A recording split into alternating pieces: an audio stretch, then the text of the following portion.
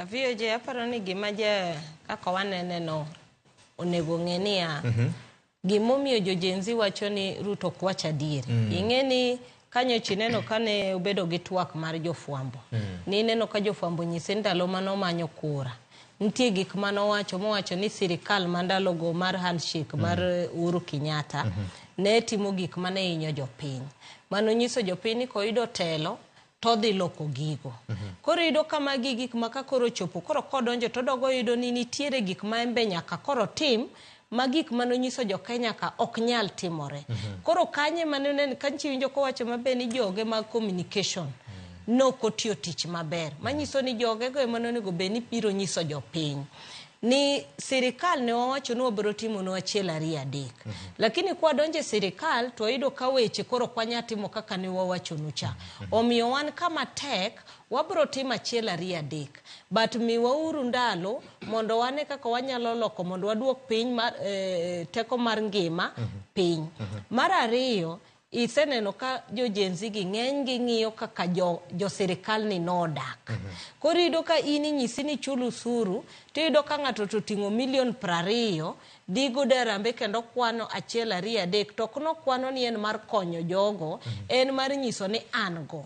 Koro ido ka gigi emano omiyo koro ineno ka jojenzi owuok gi sirikal ni.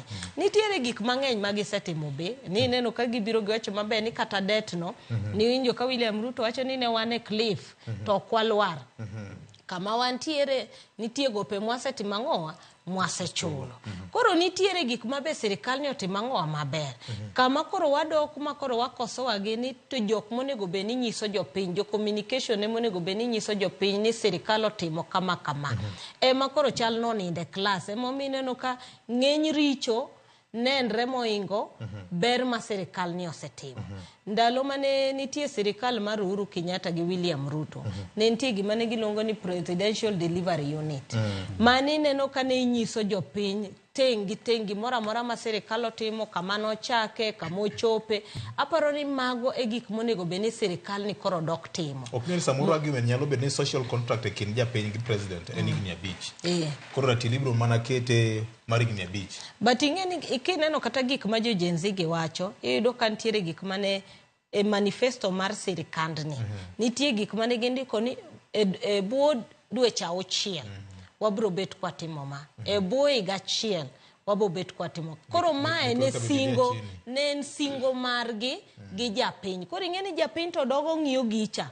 Wacho ni nyiso wani kochopo kama titimo ma. Koro ido medu mar William Ruto en William Ruto. Gi joge mane ntiere godo. Nikech ing'eni japiny kemiyo singo.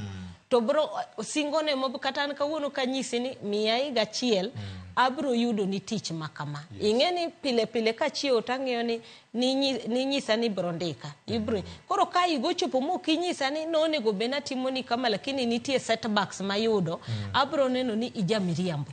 Nikech ni nyisa ni dhi timo na kama toki okitimo. Lakini an kama antie to ntie pek mayudo momiyo katimo ni singo mana micha. Koro strategic communication is very key in governance. It's very key in governance. Mane kata jatan piny ni neno ka eno wuon no yie. Mo wacho ni kata finance bill di ne wuone ji jo Kenya maber.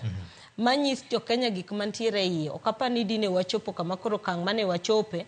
Mane koro chune ni last minute ka koro bilo se diire. Eka koro mondo koro wachi ni o reject. Dine be mkech kata eno wacho ni ntiere gik mane iwacho ni niye i bill no. Mane onge i bill no.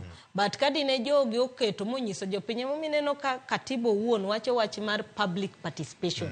Nitie gimomiyo drafters ma constitution noketo public participation no kaka ko. Ing'eni tabu manitiere ni public participation mar finance bill 2023 cha. Kaka nobede wach mar affordable housing cha. Kaka nodhire nyaka giko mobedo gima koro nitiere ni. Eba koro samoro ji neno ni onge tiende kata golo pacho ni kata kotimore kamano. To pod ibiro tiyo gi teko margi e bunge mar dhido gino nyaka giko. To kata mabe no timre kata mane gitimo extensive public participation ni neno ka stakeholders no kelo dwaro margi to ni neno ka giwacho ni kata report mane committee mar finance gi planning okelo nitie gik mane giwacho ni mondo gol mano kotim nade ma pod no kogol. Koro yudo ka ndiyo ne public participation otim to ok gineno kotim satisfactory kaka ne gidware. Ndalo moko ka ni neno case mar nen Kiambu finance bill. Ni neno ka doho nowacho ni public participation ok en cosmetic. Ok itime atima ni koro idwa nyiso japiny ni no time nikech kowacho nang'o nyaka time.